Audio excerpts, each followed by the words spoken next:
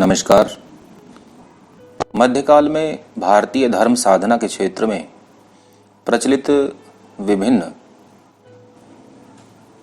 कलुषों, पाखंडों और अंधविश्वासों से भरी हुई कुरीतियों को समाप्त करने का एक बड़ा प्रयास संत कबीर जी द्वारा किया गया था। कबीर जी के बारे में वैसे तो अनेक किंवदंतियां प्रचलित हैं। उनके जन्म इत्यादि से संबंधित भी कुछ कहानियां सुनने को मिलती हैं।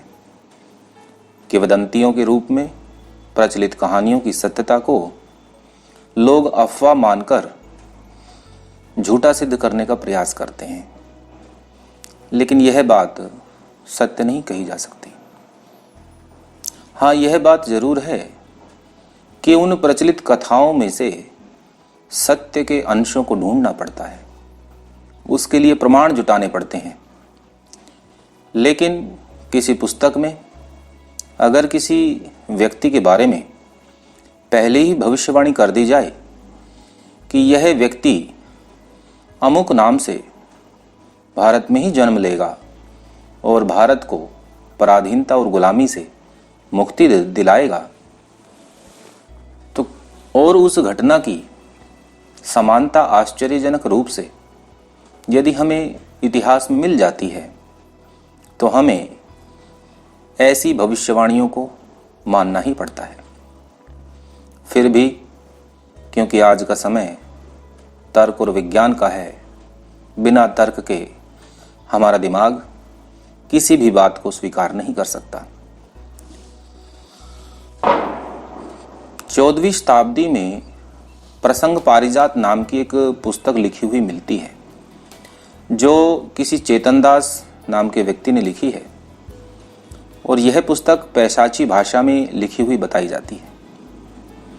इस पुस्तक में कबीर के बारे में कहा गया है कि वह भारत में जन्म लेंगे और मोहनदास नाम से प्रसिद्ध होकर भारत को गुलामी से आज़ादी दिलाएंगे। प्रश्न यह है कि क्या महात्मा गांधी, जिनका पूरा नाम मोहनदास करमचंद गांधी था, कबीर के अवतार हैं या नहीं? पुस्तक यह भी घोषणा करती है कि आज़ादी प्राप्त होने से पहले यदि इस पुस्तक को कोई प्रकाशित करेगा तो वह पागल हो जाएगा। आचार्य हजारी प्रसाद द्विवेदी ने अपनी पुस्तक हिंदी साहित्य उद्भव और विकास में पृष्ठ संख्या 67 पर लिखा है, हाल ही में प्रसंग पारिजात नामक विचित्र पुस्तक प्रकाशित हुई है, जिसकी भाषा से लेकर भविष्यवाणियों के विषय तक सभी कुछ मनोरंजक हैं। पुस्तक पैशाची भाषा में लिखी हुई बताई जाती है। इसे स्वामी रामानंद जी के साथ रहने वाले किसी स्वामी चेतनदास ने दैवी शक्ति की सहायता से लिखा था। इसमें स्वामी जी का जीवन वृत्त तो आया ही है, उनकी भविष्यवाणियां भी हैं। एक अष्टपदी में कबीरदास के मोहनदास के रूप में अवतरित होकर देश को स्वाधीन कराने की भी भविष्यवाणी की गई है। मनुष्य अपने जीवन काल में अपने मन का, अपने शरीर का और यहाँ तक अपनी आत्मा का भी संस्कार करता है।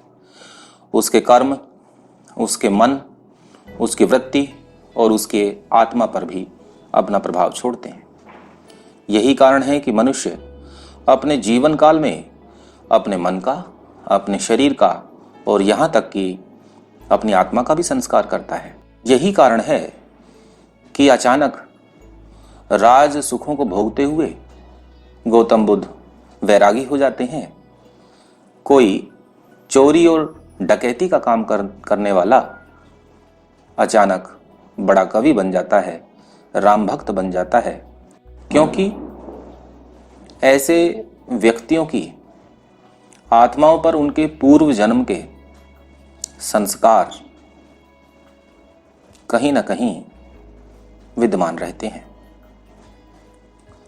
हम तार्किक रूप से यह देखना चाहेंगे क्या कबीर और महात्मा गांधी जी के जीवन और उनके वैचारिक चिंतन में समानताएं हैं या नहीं।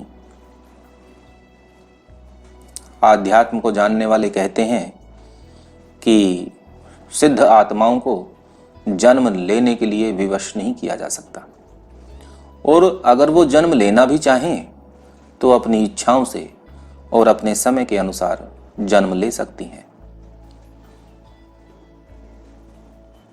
ईश्वर भी अपनी इच्छा से ही अवतार लिया करते हैं।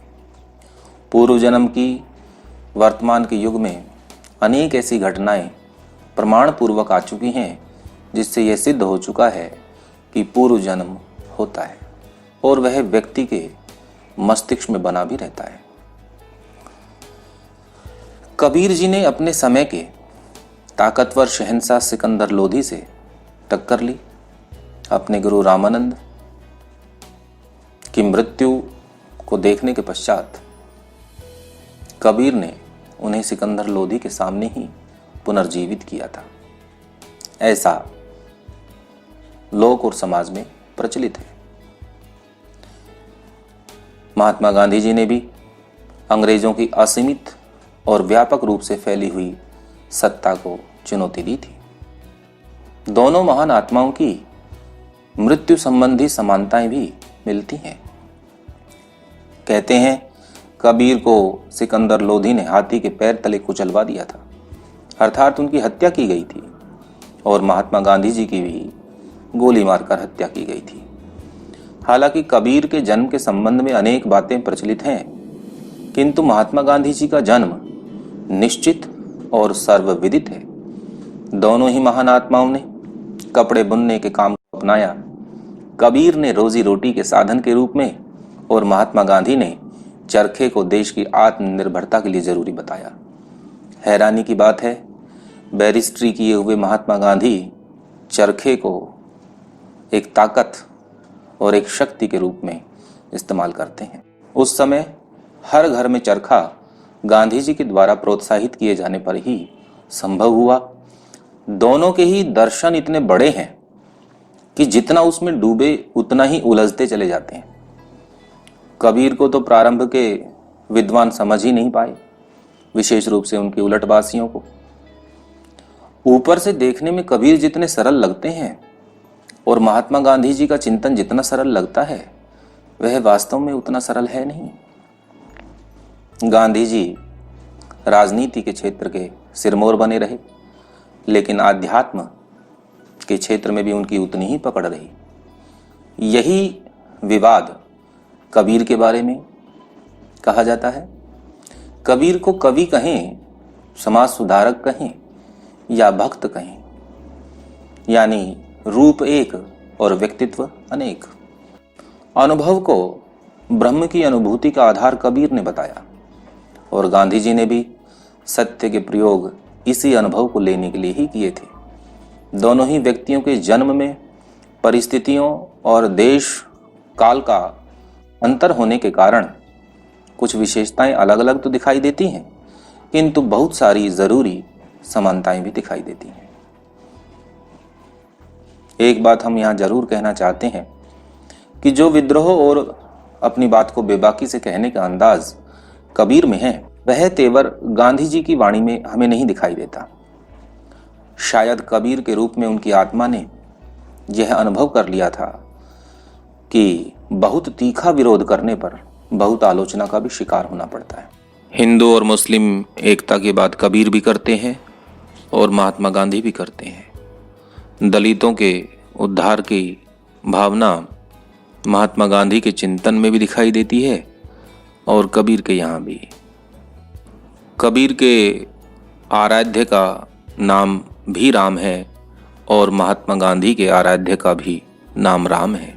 आप सभी सुनने वाले प्रबुद्ध व्यक्तियों से इस विषय की मैं आशा करता हूं कि इस विषय पर आप अपनी राय जरूर देंगे। धन्यवाद।